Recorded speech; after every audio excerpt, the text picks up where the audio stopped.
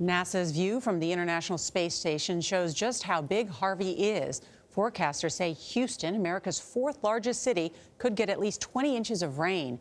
It is the home of a multi-billion-dollar oil and gas industry.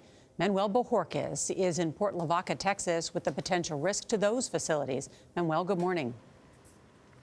Good morning. As we start to feel the first effects of Hurricane Harvey, the rain, the wind, and the rising tide, the comparisons to 2008's Hurricane Ike have already begun. But scientists say if Hurricane Harvey remains on its current path, it could be far more destructive.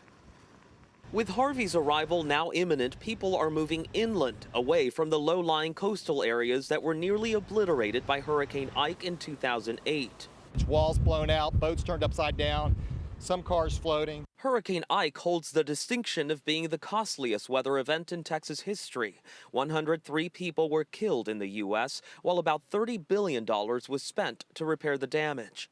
The Galveston seawall is 17 feet high. A storm surge over that could travel from the Gulf of Mexico into Galveston Bay and up the Houston shipping channel, crippling one of the nation's busiest ports. It's also home to several major refineries. Hopefully this is a wake-up call, but it could become an absolute horror movie. Jim Blackburn is an environmental engineer at Rice University. He says Houston's current infrastructure won't hold up if the city takes a hit. If we reach those levels, we could see the worst environmental disaster in United States history and would probably shut down and cause a major gap in gasoline and jet fuel and other types of critical products availability.